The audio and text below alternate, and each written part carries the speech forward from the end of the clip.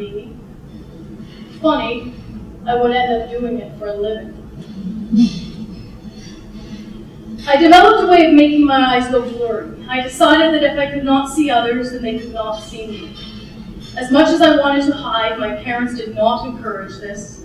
I was empowered by my parents to face the world with strength and confidence, eyelashes or no eyelashes.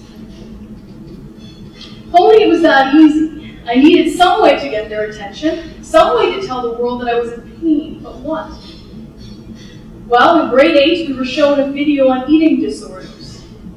This video was shown to educate young students on the dangers of the condition. It was different for me. I took this information, learned from it, and used it. For some reason, I decided that this was my next step, my way of getting others to notice that I needed help. So I left for university in the midst of a very complicated and serious eating disorder. I knew I was unhappy and feeling very unsettled, but I did not know what to do with these emotions. I had no idea that I was in the throes of depression and that it was getting more serious the older that I got. There were many comments about how thin I had become. These comments only made me want to get thinner. It became a competition for me.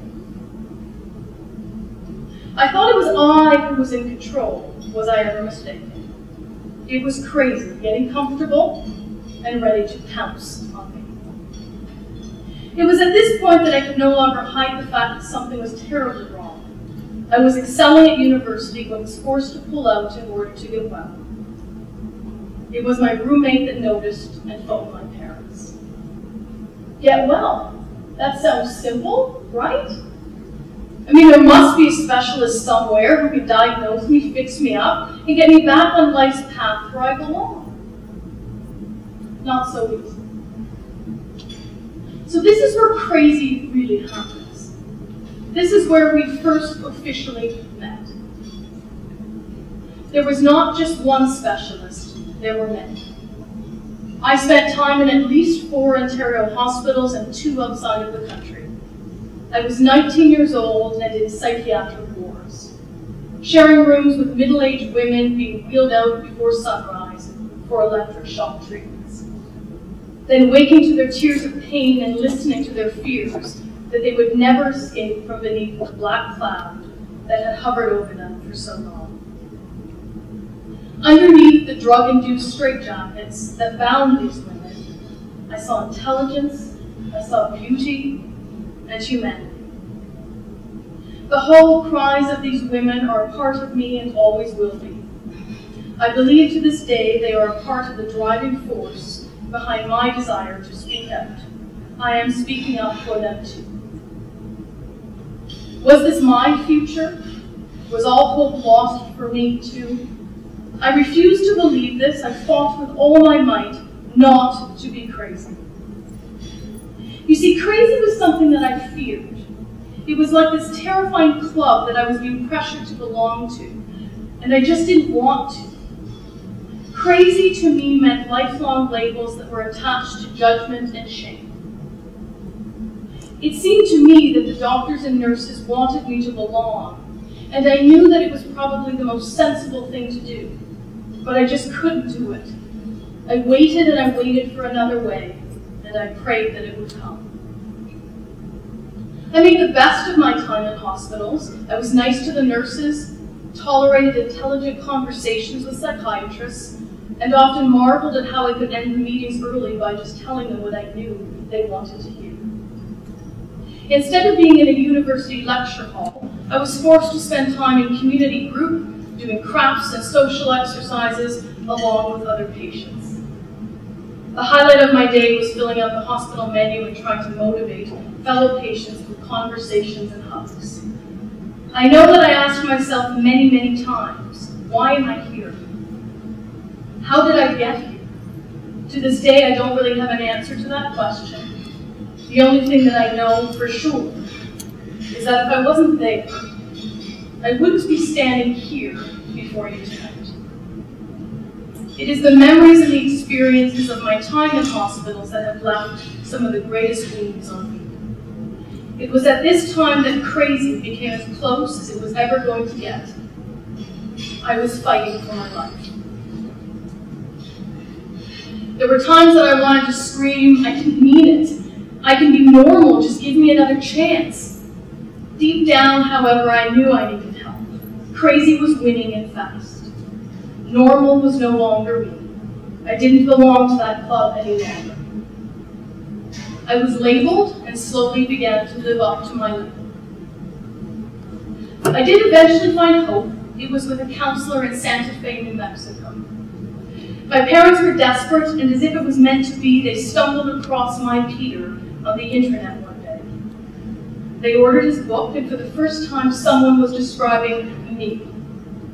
I took a plane trip to New Mexico and spent months healing. Peter taught me that it was my mind that got me into this mess, and it was my mind that was going to get me out and strong enough to stand up to crazy. I learned how to retrain my way of thinking. It was complicated and challenging, but I was up for it. It was like peeling back an onion. There was a great deal of new learning that had to take place in order for me to get some sense of my life back.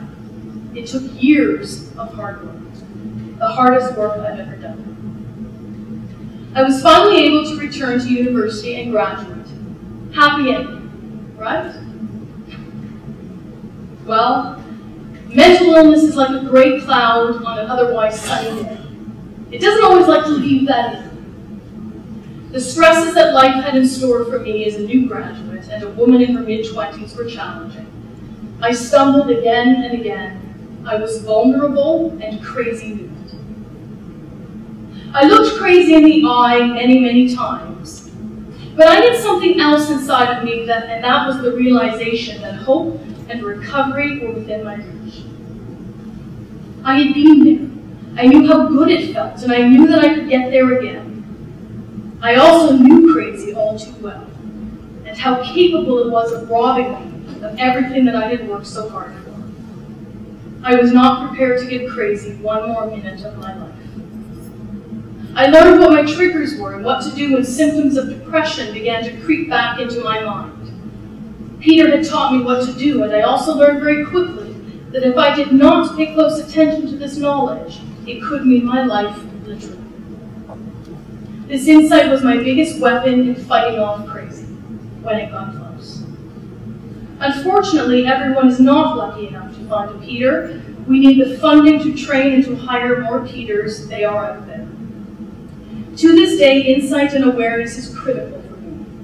Just as if I had had any other disease in my past, I must continuously check and recheck for signs of reoccurrence, like my good friend checks for lumps on her breast.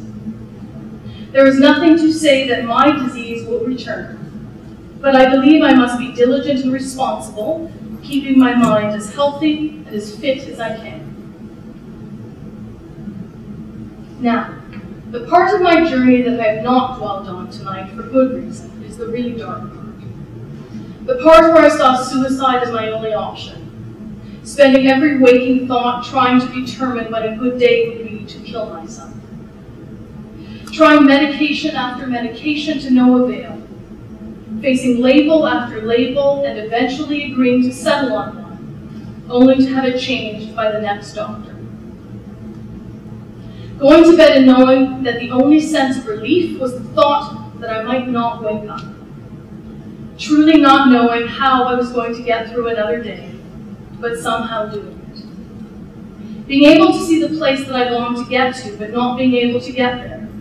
Knowing that my struggles were consuming and hurting my family so greatly, but not knowing how to stop it. Feeling such guilt and shame for what I was putting them through. Desperate to meet a survivor, an image of hope, and confused when my doctor couldn't find one who would speak to me. Hearing the screams and the wails at night inside psychiatric wards when I should have been at football games and university parties. For a long time, I was really angry at crazy. Crazy took away what are supposed to be the best years of my life. I then came to a place where I realized that I needed to look at my struggles and my journey very differently. Was there a reason that I went through all of this? I am convinced yes. I hope to stand before you tonight to provide you with a very different image of crazy. Crazy has no preferences and no favorites. Crazy can run after any one of us at any time, and let me tell you, it runs fast and hard. Let's be honest, if the rate is 1 in 5, then I am not the only one in this room who has stared crazy in the eye. I want my message to be one of hope. Callie's spirit is standing here next to me, and I know she shares my final thoughts this evening. Treatment exists and must be sought out and encouraged. Our society must be convinced to invest in more accessible and appropriate treatments and options for mental illness. It cannot be a one-size-fits-all model. The urgency is imperative.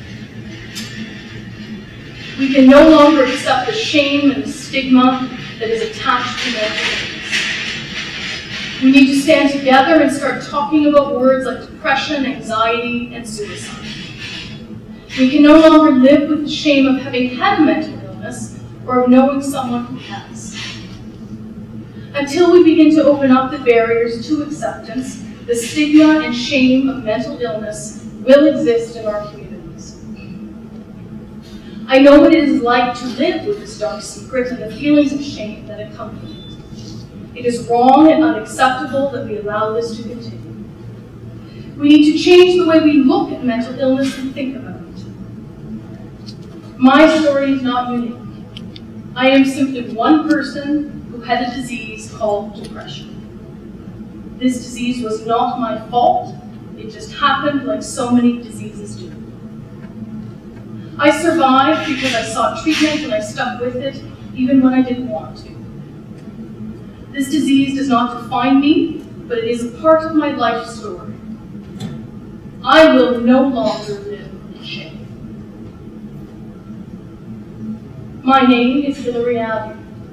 I am a mother, a daughter, a sister, a friend, a professional. May my voice and my message be strong enough and loud enough to represent the many others who, for whatever reason, are not able to speak up alongside me. I stand tall and proud as I say to you tonight that I have no shame in announcing that I am a survivor of mental illness. Thank you.